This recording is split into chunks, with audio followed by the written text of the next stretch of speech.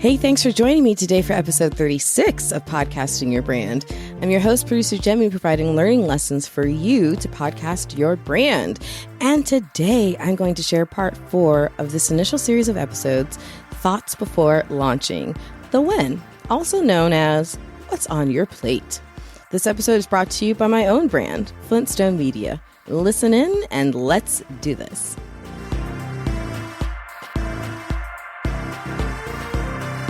All right. Hello. Once again, you get another double drop of episodes today. Aren't you lucky? To start us off on this episode, I want to first address one of the most common myths and misconceptions in podcasting. The myth that, quote, I don't know who I'm quoting, but it seems like everybody, quote, you have to release your show weekly to become a success. All right. On the surface, it makes complete sense. It's a consistent plan that will be frequent enough to encourage audience growth by creating a habit with your listeners of looking for it on a certain day of the week, every week. I mean, it's worked for practically every sitcom in history, so it makes sense, right? And you're probably pretty sure that all the super successful podcasts you've ever heard of, ever, release weekly, right? Right? Well, not so fast. What if committing to releasing weekly just because everybody says so makes you ultimately inconsistent and unreliable? I'll tell you what'll happen. You'll hurt your show. Now, I will say that releasing monthly will rarely get you the good traction you need for growth. So typically, don't have that as your growth plan, okay? Don't plan to release monthly as a typical, very blanket statement. But instead of weekly, maybe releasing every other week or twice monthly, however you like to frame it, at least as you're getting started, makes more sense for you, which ultimately serves your audience better. Why? Because you'll have more time to prepare. In being better prepared, you'll feel more comfortable, confident, and smooth on the microphone.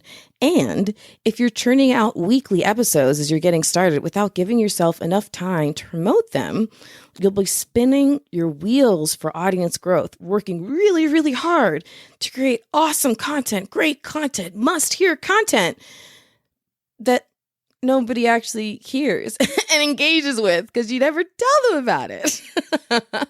You don't have time. So no need to fear starting at a slower pace than weekly. It can actually do you and your show and your audience a lot of good. As you're learning this craft of podcasting, it's going to feel like learning to ride a bike. I know this is a common analogy, but it's one that has worked countless times, and it works here too, right? Your hand goes on this handlebar. Your other hand goes on this other handlebar. Your first foot kicks up the kickstand and goes on this pedal while your other foot keeps you balanced. Make sure your helmet is also securely fastened, etc., etc. Now, you may have noticed that I said the phrase, as you get started, a couple of times. So a quick note about that comment. Once you get into routine with your show, and it does feel like the smooth process of riding a bike, then you can certainly and probably should consider increasing your frequency. And it's pretty much always okay to give your audience more, just as it's pretty much never okay to give them less. So you don't want to start off weekly and then have to back down and move to every other week because you're still learning all the steps of riding that bike. If you end up having to reduce your frequency because you're, well, in over your head, quite frankly, it's understandable, but you'll likely piss your audience off. That's just facts. So it's better to end up giving more content to them over time than pulling back because you realize you have to and then giving them less than they were getting before. So eventually you can increase your frequency. Yes, great, wonderful, do it. do it. But until it's a smooth process for you, you need to give yourself the wiggle room to 1, not get overwhelmed, and 2, be able to promote the great content you're putting out. Now, I sometimes do agree with having my clients start weekly. I don't want it to sound like this is a never can do, right? But that's when something like one of the following is true. So be seriously honest with yourself on whether you fall into one of these two camps. Camp one, you're already a content creator. So you're used to this. You're not necessarily used to podcasting, but you're used to preparing content, getting it ready, putting out there, promoting it, engaging with your audience, like all the steps, you're used to that. Or camp number two, you have a team to help you with all these various aspects of your podcasting process, including the marketing. I'm going to drill that into you as much as I can. You don't want to skip the marketing promotion of your show. Now, sometimes, and this might be an idea that's percolating in your brain right now, because sometimes my clients have an idea to bank a lot of audio before they get started as another way of being able to get ahead of themselves and to be able to release weekly right off the bat and not feel overwhelmed.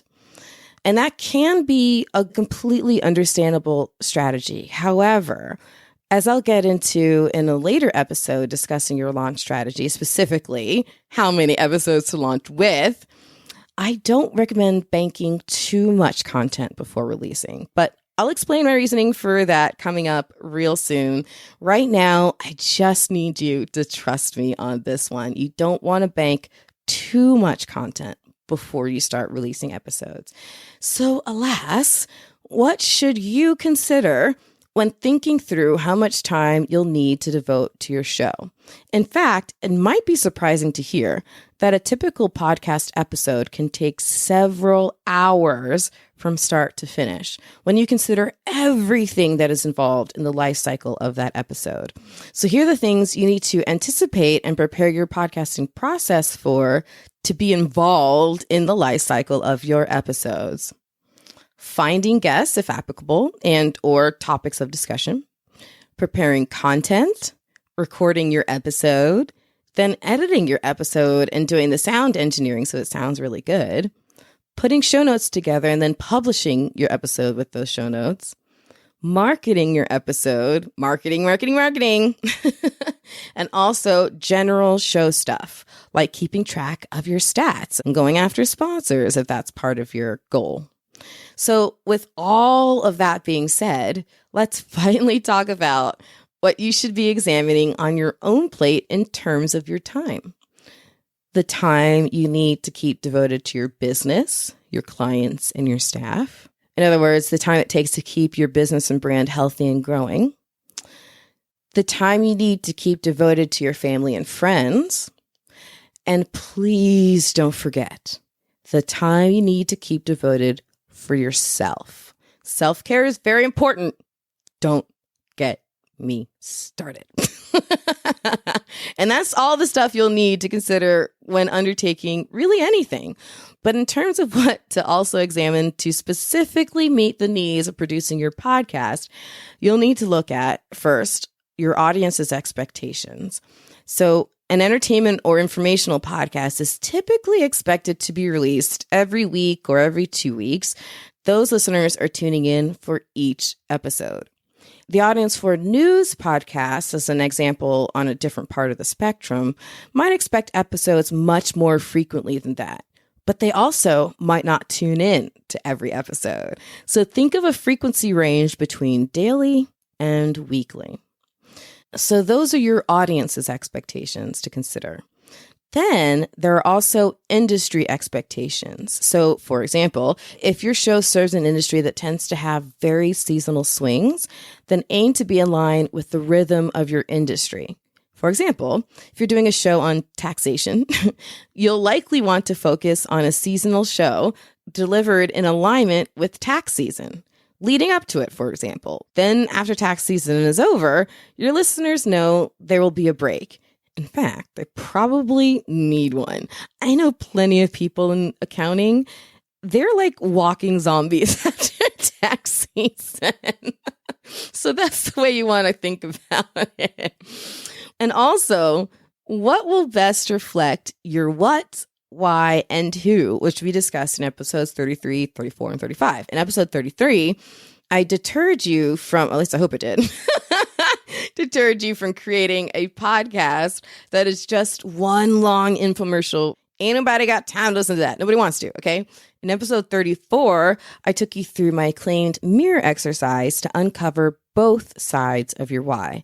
And in episode 35, it helped you examine your ecosystem to find as much potential as possible in terms of who can be part of building your podcast. So if you miss those, you really need to go back and go through those first, then revisit this episode to see what time you need to devote to your podcast in order to meet everything you've laid down through the what, the why, and the who thought exercises. What this really boils down to, all of this, is how much time do you realistically need to make available to yourself to make your podcast episodes happen on a regular and consistent basis.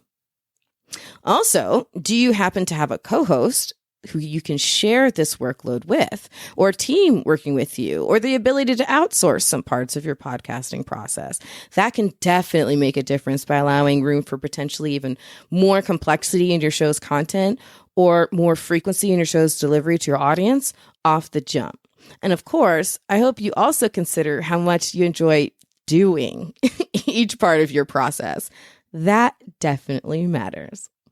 Well, this episode should have given you even more food for thought before you launch your show. And like I said, these episodes are really great even if you've already launched.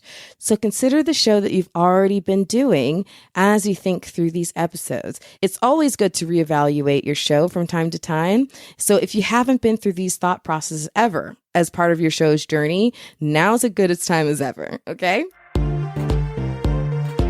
And I hope that you've already taken advantage of the monetization opportunity I've been sharing with you on these last few episodes and have jumped on the OWL app. Remember, that is spelled with 2 W's and 2 L's and allows you to monetize your expertise on your time and meet potential clients. I'm on there for one-on-one coaching sessions. So even if you don't want to join the app as an expert, you can certainly join the app to connect with me and with other experts who might be able to help you in various aspects of building your brand. And in particular, you can ask me your questions following each one of these episodes. So I'll have a link in the show notes. Just sign up with my referral code PL954123 so you don't miss out on your $10 credit.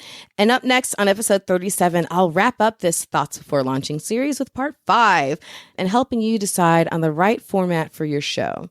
Interview shows are great. Solo shows are also awesome. This is one of them. But one of the many things I love about podcasting as a medium is that you can really have fun and play with how to format your show. So you definitely don't want to miss my next episode where I'll be sharing all kinds of alternatives for show formats, including some that I've tried on my own shows. Over the years, I've had a lot of fun exploring the boundaries of podcasting. I have literally podcasted from a trapeze and from underwater. This is all true. So next time I'll shed more light on your possibilities.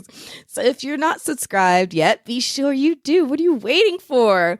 And this was the second and last week with an episode double drop. So next week with episode 37, I'll continue releasing episodes every week, but one at a time. I just wanted to give you a lot to chew on as fast as possible with these last 2 double drop weeks. In the meantime, as you're waiting for episode 37 and digesting all of this stuff from these last few episodes, I also have a lot of other free tips for you to check out. Be sure to head to flintstonemedia.com/free tips. There's PDFs and videos. Enjoy them all. And this is my last chance to remind you that PodFest Multimedia Expo is just a few days away. I'm so excited.